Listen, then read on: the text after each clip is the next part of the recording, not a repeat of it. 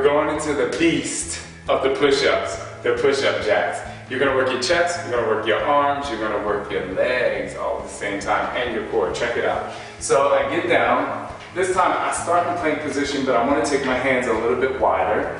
Now, as I go down, elbows go out, core stays tight, and I push up, and I squeeze my chest, squeeze my inner thighs, squeeze my abs, squeeze my glutes.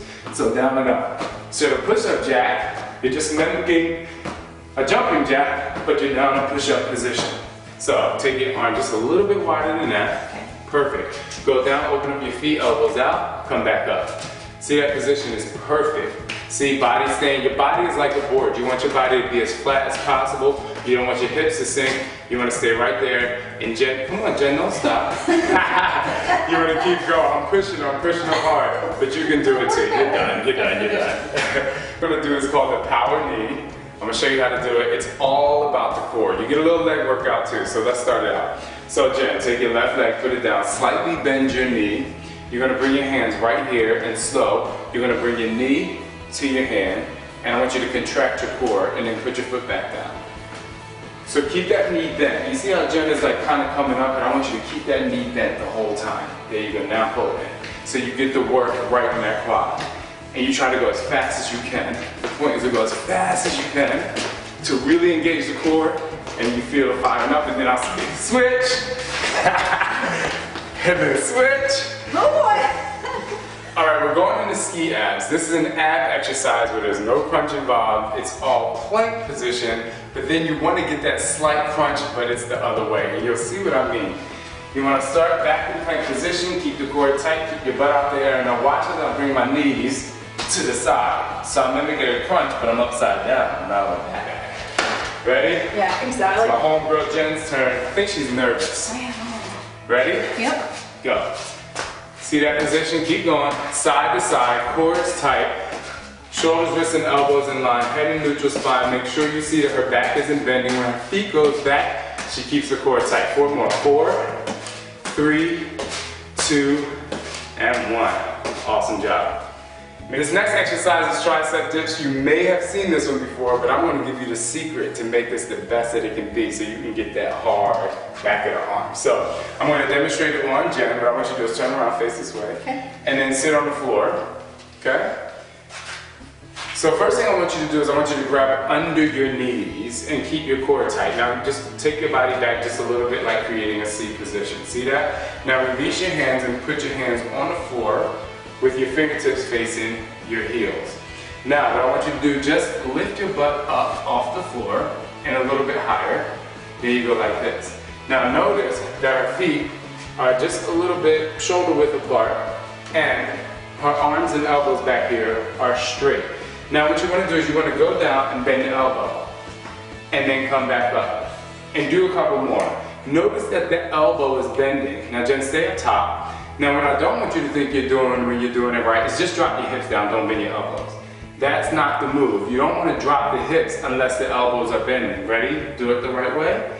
Down and up. And then I want you to squeeze the elbow up top, because that's going to give you the best results possible. How you feeling? Can you stay there all day? All day. You only got there As for long 30 as all seconds. day ends in about 3 seconds. It's only 30 seconds long. Come on. Good job.